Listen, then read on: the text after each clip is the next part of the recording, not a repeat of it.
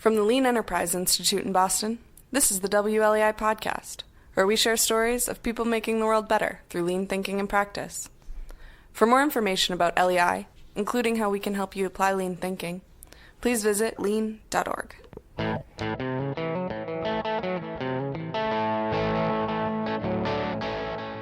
Hello, I'm Lex Schroeder, and my guest today is Amy Smith. Amy is founding director of MIT's D-Lab, an innovative university-based program in international development, and a senior lecturer in mechanical engineering at MIT. She's also the founder of the International Development Design Summit, co-founder of the MIT Ideas Global Challenge, co-founder of Rethink Relief Conference, and originator of the Creative Capacity Building methodology.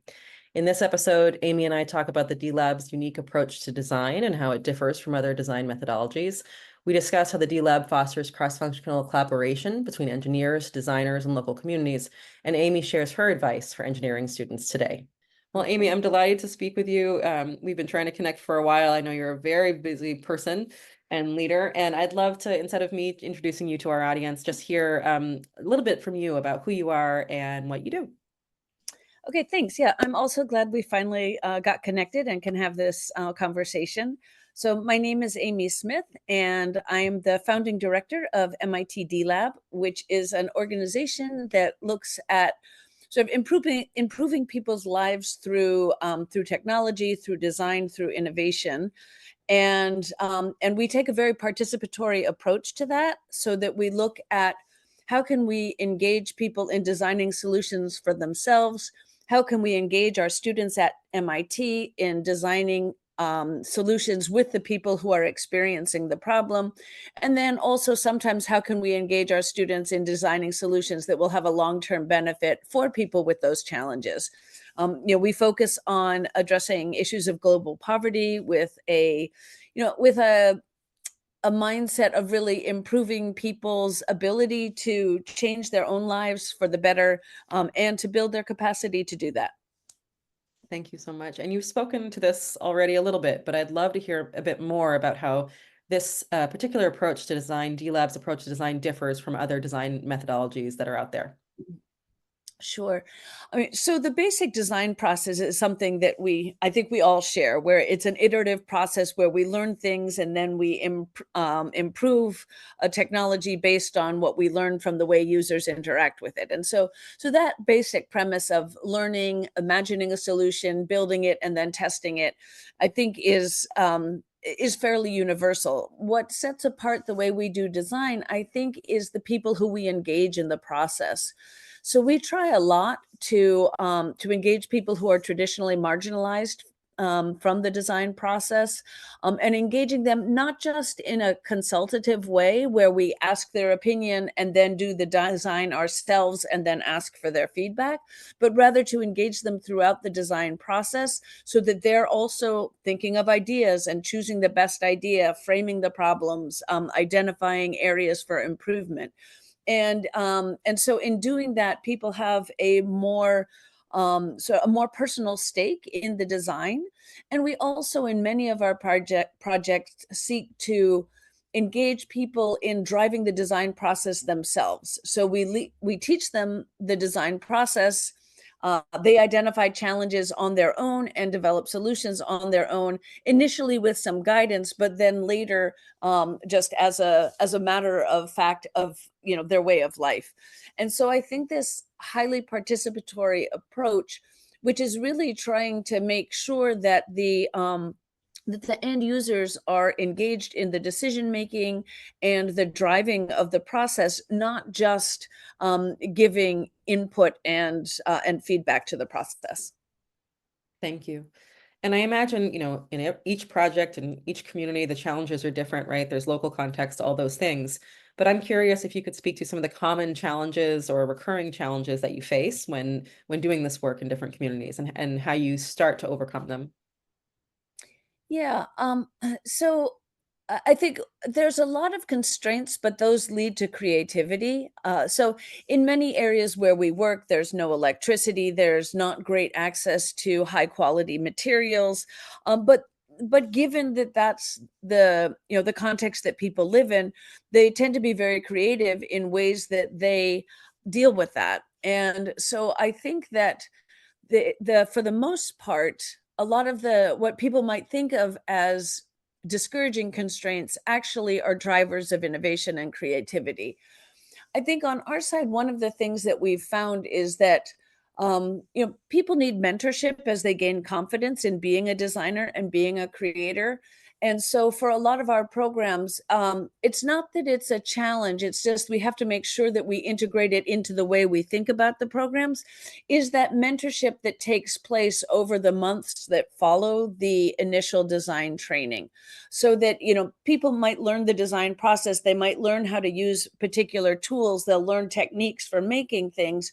But if they don't have sort of a reassurance and sort of an ability to check in on their progress, then it's difficult for them to have the confidence to just do it on their own. And so I think that's probably the biggest challenge is creating this support network that persists after the initial design training takes place. Because a lot of times you'll do an initiative and you'll be like, great, it's done. But it takes a little while before that gets internalized and synthesized. And so I think that's one of the things that is most important, and that sometimes, in needing to get something done quickly, sometimes you can overlook the fact that there's an extended period of time of follow-up, which is necessary for people to really have confidence in themselves as solution creators, as designers, and as problem solvers. I love that. That's an answer I didn't expect, and I think it just resonates. It's so true. You work with MIT students, of course. I'm curious, what are the skills or mindsets that you hope they gain from the experience of working with the D Lab? Yeah. So, it's one of, let me start over. It's one of the great joys of my work is to see the transformation that happens within the MIT students after they go on one of the D Lab field trips. So first of all, I think they gain a real appreciation of the creativity and capacity of partners in the field. And I think that while they may know it, they don't like it's not really they don't own that knowledge. And so they come back just with, I think, a much better understanding of the universality of creativity and the ability of people to solve problems. Especially MIT students have been told, like, you're the world's smartest people. You will be the problem solvers of tomorrow. And I think it's important for them to know that everyone is the problem solvers of tomorrow. They are among them. But one of the important things for me is that they appreciate that the more people they engage in solving the problems of tomorrow, the better the solutions will be. And so I think that's one thing that they really gain. Another thing is that our classes and our projects are very hands-on, very experiential, and it gives them an opportunity to apply their knowledge right now to solving challenges around the world in a meaningful way. And I think that a lot of times students don't get that opportunity to see the results of the application of their skills. So when we see students watching the water flow out of the water pump that they built together with our community partners, and sort of the joy that flows as the water flows, that's something that is really remarkable. I think also it builds their own confidence. And it allows them to think maybe differently about their place in the world. I had one student who was in the very first D Lab class, and she said, this trip restored my faith in engineering, because she had just sort of gotten into this mode of engineering as problem sets. And she realized that, engineering is actually solving problems that make the world a better place. And her trip to Haiti really brought that out for her. And we've kept in contact. It's been now 25 years since that first class. And and she's constantly applying things that she learned while she was in the field on that trip to Haiti to the way that she's working now as an engineer. Even though she's no longer in the development space, she's still applying the learnings. I love that. when I kind of wasn't in the lean world, I was in the participatory leadership world for a long while, but in facilitation spaces, right? So I'm learning a lot from you about what that looks like, for what does participatory leadership look like for engineers and participatory design look like with engineers? Could you share some examples of particularly impactful products or services developed at the D Lab with communities?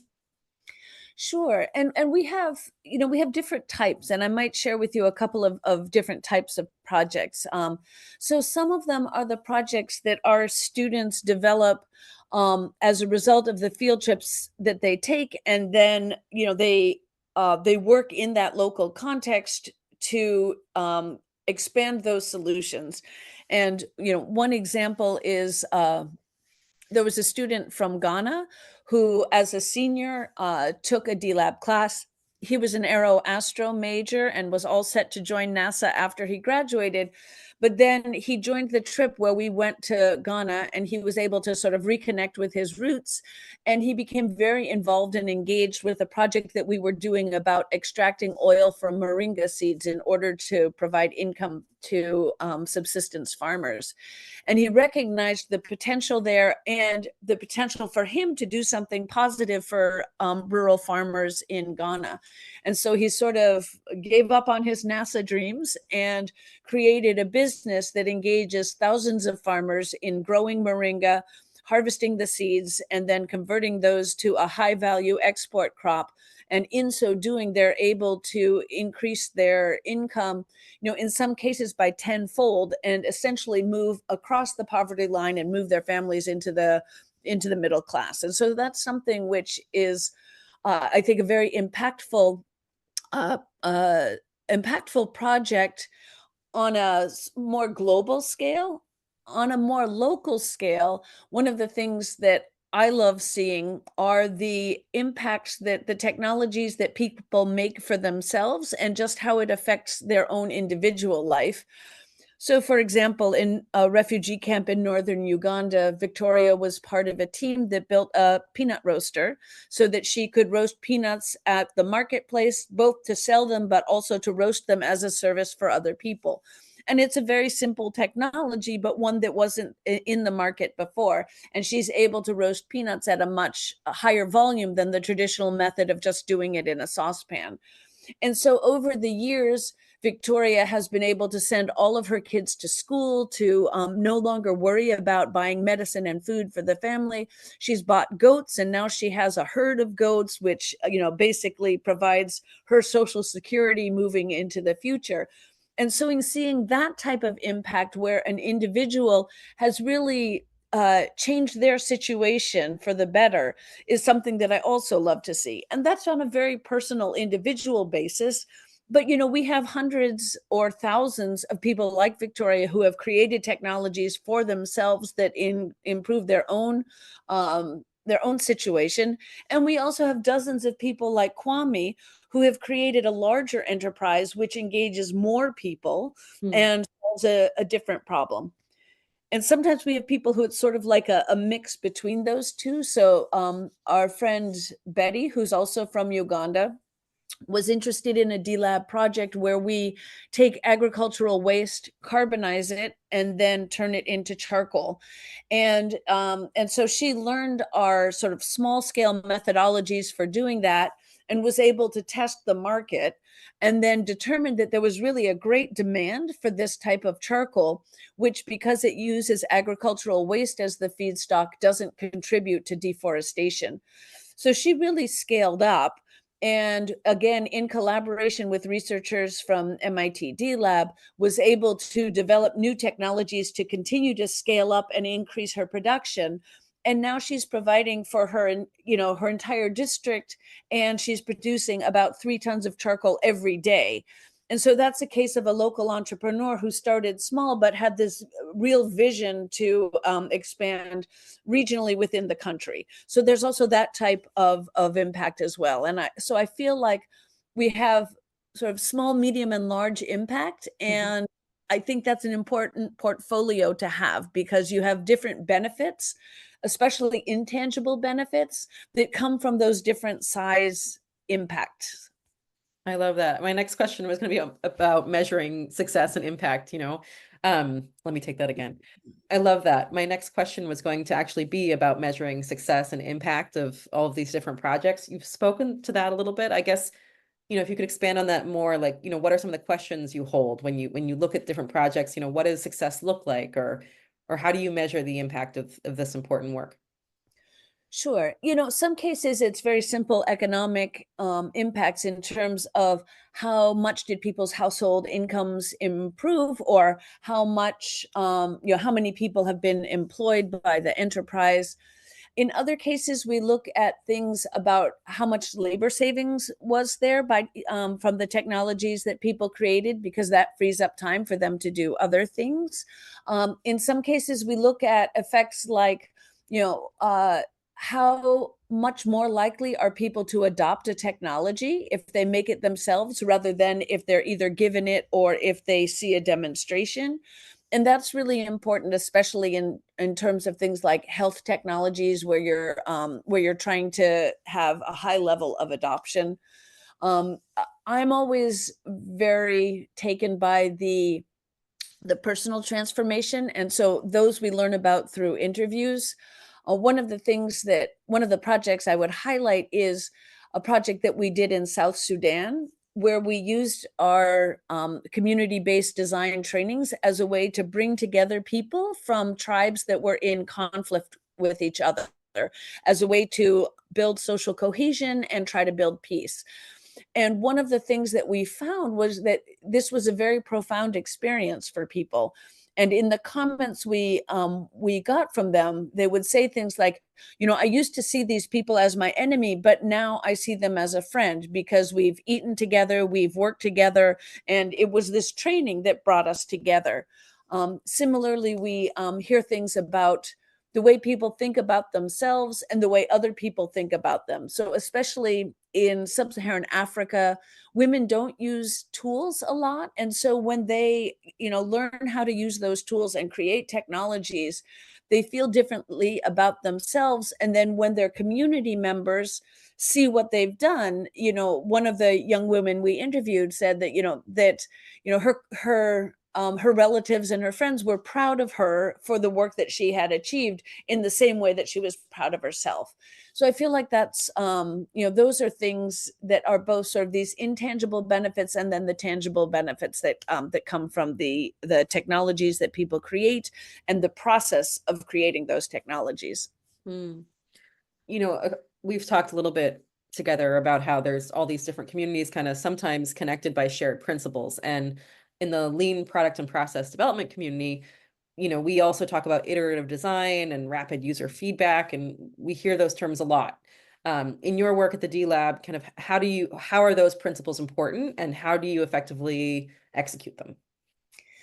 Yeah, I think the way that we try to do those things is to incorporate them into our efforts where we are involved in co-creation, where we engage students, designers, sector experts, and then the users on a single product development team, so that we have this co-creative environment, which first of all leads to innovation because there are so many diverse perspectives, but also leads to that rapid user feedback because the user is there on the team. And so you don't have to, finish a technology, travel to the field, have a focus group, go back and synthesize, etc. You have that live interaction. And so I think one of the most effective ways that we engage in those lean principles is through co-creation. And sometimes we do that with our students. Sometimes we do that through these summits that are called the International Development Design Summits that bring together people from all over the world to address community challenges.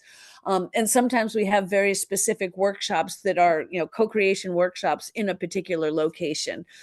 For example, next week, yes, a week from today, we're taking 15 students to work at a co-creation summit in a refugee camp in northern Uganda.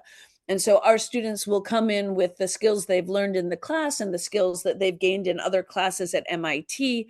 And they'll be working side by side with refugees and NGO workers to develop solutions to a variety of challenges. And so we have a great opportunity for incredibly rapid user feedback because the user is right there at the design table. Thank you. Just a couple more questions. I love this next one because for some reason I'm obsessed with knowledge capture. One of the lean product and process development principles that sort of Jim Morgan has codified, the 6 LPPD principles, is build in learning and knowledge reuse.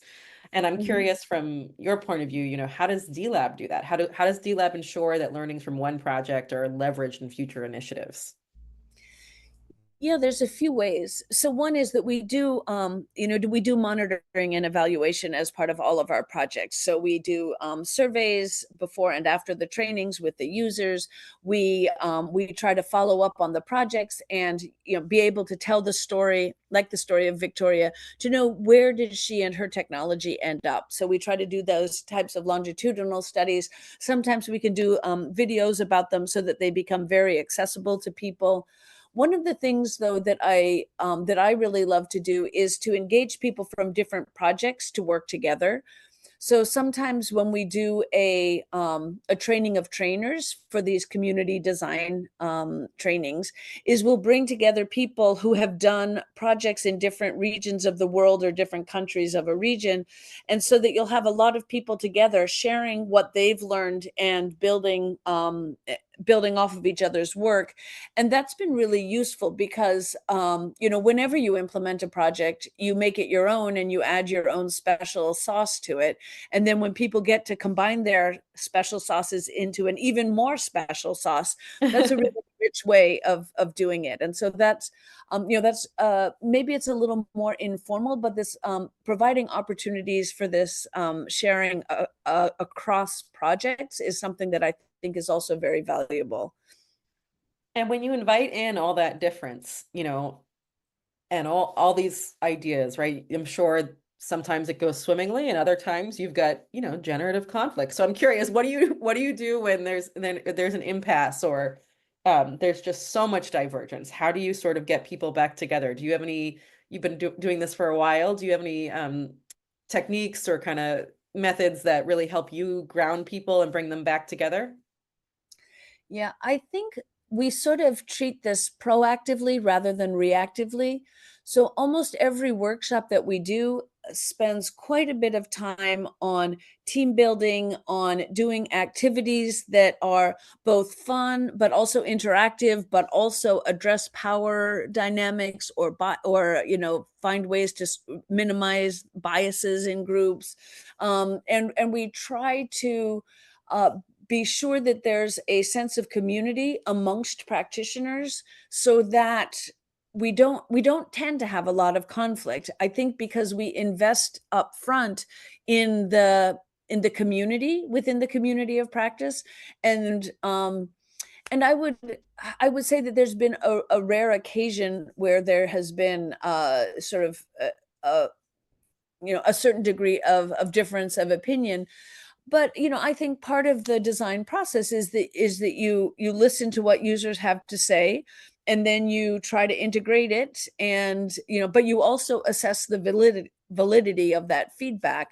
And so we will often go back to the design process to use that as a way of managing the conflict. But I would say that because we try very hard up front to create a community where you're more likely to be engaged in um, a sort of a positive generative discussion rather than a negative conflict ridden discussion, right? Because you can I often say conflict leads to creativity. We shouldn't all have the same ideas, but the question is, are you using them as a way to bounce ideas off of each other, or are you using them as a way to bounce away from each other?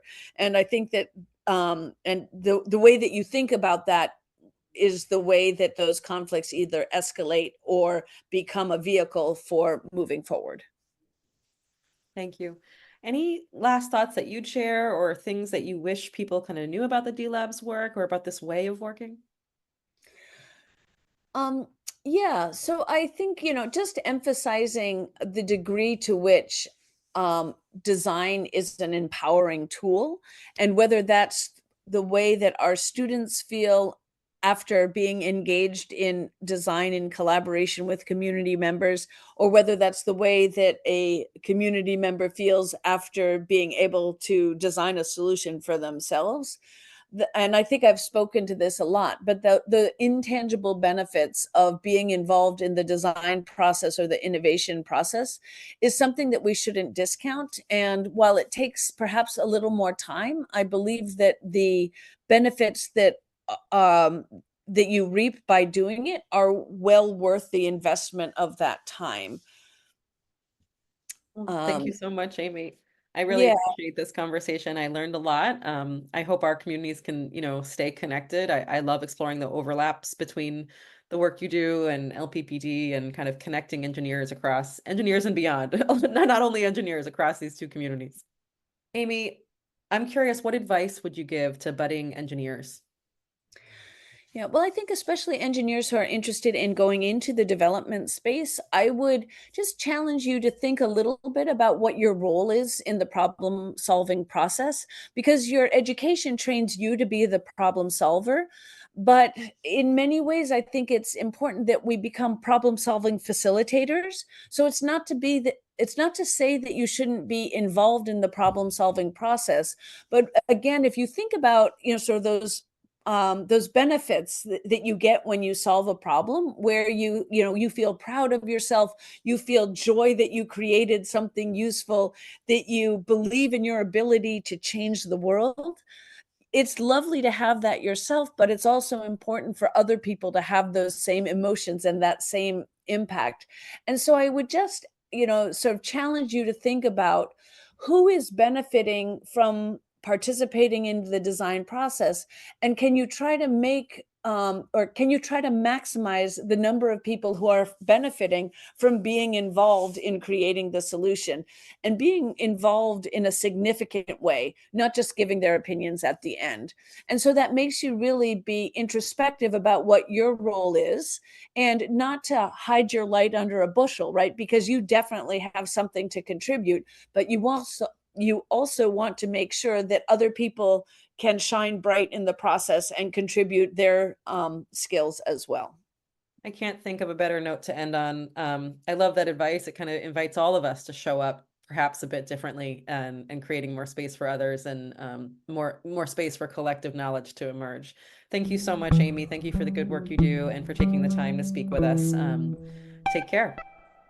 Well, thank you very much for the opportunity, and also thank you, Lex. You have such a sort of a kind and warm way of doing this that I enjoyed the process, which is not always true with interviews. So anyway, thank you. Thank you.